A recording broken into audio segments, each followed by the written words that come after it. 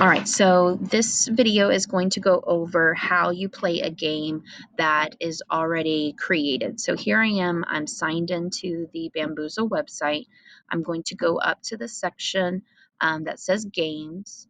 Make sure you watch the previous video that shows how to navigate. So on here, this video, how to navigate the website, make sure you look at that first. Because it'll describe how you get to this section a little bit more detailed than this.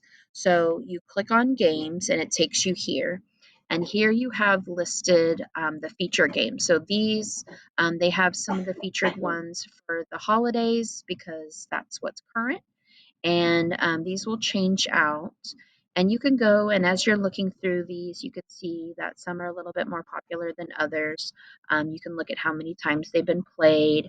You can go and see how many questions there are, whether or not they have this little symbol right here shows that it's a game with images. And so you can see the title and the description. But what I'm going to do is I'm going to type in something that I'm searching for, or like a topic I want to play. So let's say I'm going over fact and opinion. I can search just for that. And here are some games that came up. I can filter it a little bit by going here. I can choose that I want this in English. I can say I want this to be a feature or a popular game, so something that people have, like you can go in and you can like games, so something that's been liked a lot or something that has been played a lot. You can alphabetize it. You can go to things that are newer, so you can do some filters. You can go down here and choose when down here, you can go to how many questions. So you can slide this and it'll, if you want something shorter, you can kind of, filter it that way. Unfortunately, they don't have something where you can filter by grade level. So when you do click on something, you need to decide if it's, going to be appropriate for your grade that you teach. So this one here, it says fact or opinion. Students decide whether statements are facts or opinions. It's been played quite a few times. It's got 24 questions. There's pictures included. It's a featured game, so meaning like someone's verified it. So I'm going to click on the game, and what this does is it takes me to another preview that's a little bit more detailed. So here I can look at all the questions, and right now in black, this is just showing questions. If I were to click on it, it would give me the answer so I could preview and say, okay, are these, is this the skill that I'm wanting my students to do? Then over here, if I click this slide bar, then it goes and it shows me all of them. So notice in blue, it's popped up with every single one. So fact, opinion, fact, opinion. So it looks like they're just given a statement or an image and they have to decide whether it's fact or opinion. Now I'm just going through and making sure that this would be appropriate for my grade. I see that there's some things in here that they would like. We've got lots of soccer fans, lots of people that like Roblox, chocolate, fun toys. So these are things that my kids would be interested in. All right, so this looks like something that would work for my class. So I am ready to play it. So going over here, and I can click this and hide the answers if I want. Going over here, I am going to choose some different options. So if I want to play it in a game mode, I'm just going to click play. If I want to have my students do it to where it's more of like a study mode, to where they could, this could be put in a station, I can click study. And all I need to do is share the link with them, and then they have access to this. So this is, you can see here where it says study mode, and they're just doing this by themselves. So it says we should eat chocolate every day. They're going to think of their answer, then they're going to click that. And if they got it right, they're going to put okay. And notice my percentage of getting it right is now at 100%. Messi is the best football player. If I choose wrong, like let's say I say that's a fact, then I'm going to put oops, and now I'm only at 50%. So as I'm answering, it's taking the question off so I can see what's left. And I can do these, like if I wanted to go do all the ones that are, all the facts, I could try to, maybe challenge myself and find all the facts first and kind of, mix this up a little bit. But as you can see, I'm getting kind of the instant feedback. So, students don't have to wait to see if they're getting it right or not. That immediate feedback is there. If I want to go back, I'm just going to click the back arrow. Then another option of doing it, this is great for you, is the slideshow. So slideshow, you can use your arrow keys on your keyboard, and you can move forward. If you notice at the bottom here, the dot is going through, and I can move the back arrow to go back. Then whenever I get on a question and I want to show the answer, I just double click it. And so this could be great to preview vocabulary. This could be great to, if you want to introduce something, or you could use it as an exit ticket, or any kind of review where you don't really want the game feature, but you still like those images and how it is. Another way that you could do it is you can hide things. So if you go over here, you've got some options on the side. You can completely exit. You can make it full screen. You can go click this back to regular screen. You can hide the text, so you can just show this and you could say, okay, we're talking about facts and opinion. What are some facts about this? And just kind of leave it open-ended so they're coming up with options. Or what are some opinions? Then you could actually get to the question and show them, okay, here's one. Let's decide, is this fact or opinion? And then whenever you're ready to decide or to check, you double click it, and then there's your answer. You can also, let me do another one. You can also hide the image. So if you wanted them to focus on whatever the text is, then you could hide the image and just have them look at the text, and then you could reveal it. So if it was something where like the photo would give away whatever it is that they're answering, then maybe you could do it differently. So that's slideshow. Then to play a game, you're just going to click play. Now I have the plus, so I have some other things on here that are available. So there's memory, 4 in a row, and tic-tac-toe. So if you notice, these are plus games. If you have the free account, your classic is here for you to play. You can choose questions. So I don't have to use all of these. If I didn't like if I know that this right here is going to cause way too much disruption because they're going to start arguing about it, and getting all crazy and excited that I'm talking about these two things, I can just take it off and now it's been removed from. Another way that you could do this by choosing questions is, let's say you make something with the end in mind, and you are, maybe you've only taught a piece of it. You've only taught the first section, and you haven't exposed them to, or you haven't taught another part of it. You could just do the part that you've done. So let's say I've only done this, or I haven't done that, I haven't done that, I haven't done that, and I haven't taught that. I can take them off and just do what I have, and then later, once I have taught it, then I could go and add those back in. So I can use the same game, but kind of, do it different each time. So every time you play this game, there's always something different that, you can play the same type of game and do it different ways every time you play it. Down here, and these are just, you can have them show the answer. So let's say we just talked about facts. I could quickly see what answers are fact and just click it real quick here. I can click none to where all of them go off or all of them come on. Then down here, this goes over the teams. So if you have the plus, you're able to have up to 8 teams. If you have the free account, you're able to have up to 4. So the way that I do it is by my table numbers. So I have 5 tables, so I do 5 groups. Sometimes we do boys against girls.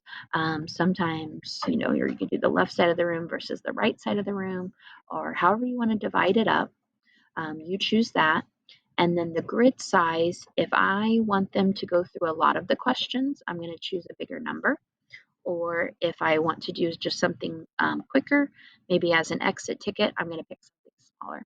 So the grid size is just, I think of it as the number of things that they're able to click and, or not click, but able to choose from. Then down here, you've got different options. So you can read through those. And if you choose something that you like if you want to give partial credit, you could just slide that by clicking it. And now that's available when you play your game. If you want to turn something off, you just make it gray. And so there's lots of different things. One of the things that I like on here is that you can choose for there to be a timer or not. So other games like Kahoot and Quizzes and Blue Kit, they're set by a time. And when the time is up, it either goes on to the next question or, the game is over. This one is a little bit more like you can turn that off so that it's a little more open-ended. So you can have or not open-ended, but a little bit more like you're not restrained by time. You can have those conversations, and you're not flying through it just boom, boom, boom, boom, boom. So that's options. Power ups, these are fun. You can have extra things. So, like your grid, some of the questions will be from, of course, the fact and opinion, but there'll be some secret ones that are power ups. So, sometimes some of these can be pretty flat out evil, like you're now in last place, or you just reset your score, or you reset all the scores. So you can turn some of these on and like same thing, you just click and now that one's off. So it does these at random. It's not using all of these. And then some of these are the classic junior. So these are easier power ups. So these two right here. And so like 50 points, like I've had kids win the game because they got this and now all of a sudden they have 50 points. So some of these, like you may want to take off. If it's, a pretty competitive group, they're going to be pretty upset if someone wins just because of a power up, but that's the kind of fun of it too. So you may choose to do that. Another thing you can do is theme. So this is fun to do every once in a while, and you can do different things with it. The normal grids are just a plain blue color with the number inside of it. So when a team is ready to choose, you would say, okay, I want grid 1, and so the teacher would click grid 1, and that's the question that pops up. Theme changes those grids. Instead of being blue with the number, now you could have a winter one. So instead of the numbers, now they're using winter objects. So let me show you the grids just normal, and then we'll come back and I'll show you how to change it to one of these themes. So here down at the bottom, I can do quiz only to where I'm ignoring those power-ups, or I can come over here and do classic questions with power-ups, or I can use those that classic junior with the easy power-ups. So I'm just going to click classic, and so it takes those questions, it gives me my 8 grids, and here I've got team 1 and team 2. I can rename this, so I could say this is table 1 and table 2. I can reset the score. So maybe table 1 did a really good job getting ready for the game. They cleaned off their desk. So I'm going to already start them with 5 points. And so now team 1 is in the lead with 5 points. So the highlighted name up here tells you whose turn it is. So table 1 would pick a number. So let's say they pick number 3. And it says ice cream is better than chocolate cake. Well, I noticed that there's no multiple choice, there's no answer, there's nothing showing them like what their option is. It's open-ended, so they're going to have time at their table to talk. What I do is I have all the tables talk. That way, just one table's not just the only one doing something. Everybody's thinking about it, and then table 1 is going to be the one that gets to be the ones that answer. So I'll have their table captain answer. and they say opinion, and I'm going to say, oh, yep, check. So then I'm going to put okay, and now they got points for that. Then the pink highlighted comes over here, and it shows that it's table 2's turn. So table 2 chooses 8. We go to check theirs. Oh, they said opinion, so I'm going to say oops, and they didn't get any points for that. So you go through. So let's say you decide that you want, oops, wrong one. Let's say that you want to get out of this, so push X. This takes you back to the preview, and let's say that you do want to play a classic game. You've got 2 teams. Let's do grid size 8 still, and we want to change the theme. Let's find something. Let's go here, alphabet words. So we're going to do classic with power-ups.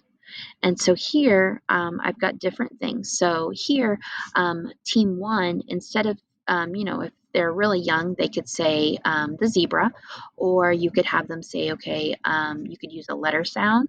So they could have to say, I want the grid that starts with the letter Z that makes the sound like Z, and they have, that's how they're choosing. Or I want, I don't know, the banana, for banana. And so then they click it, and it's still the same thing where they're getting their questions. So some of the nice things about this is that the teacher is leading this from the front of the class. The kids don't need devices to log into. They are just simply at their desk.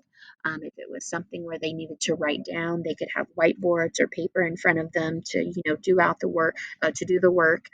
But there's nothing that they're needing to log into. It's all teacher led. So I'm going to X out of that. So this video is all about how you play a game that is already made. That's nice because you're working smarter, not harder. If someone's already made something and it's looking good, you can just use that.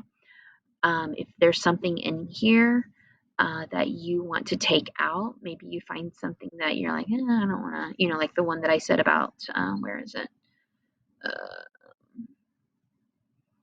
This one. Like if I know that this is just going to make my class go, way too crazy and loud, I can take it off. I can edit a game. So right here you can copy. So I can make a copy of this. And it says factor opinion copied successfully. So now this is putting it like it's my game. And I can go and add new questions, or if I want to take something off, then I can just scroll down. Notice all the questions are listed, and I can find something that I want to change. So I could just start typing. Maybe they did this wrong. Maybe it was actually fact. I could go and change it. I can change the points that are assigned to it. I can copy it and make another one. I can edit, or I can just completely delete it and it just takes it out. So now this, I'm going to save this. This is now under mine. I have to fill out, or I don't want to, I'm not going to mess with that. So I can go in and I can add questions and add things, and then I could save it. All right, so I'm just going to close. I guess it's making me add my own question in there. All right, so that is how you play a game that's already made. And again, if you want, I think I said this, but if you want to share it with your coworkers or your class, you can just click the game.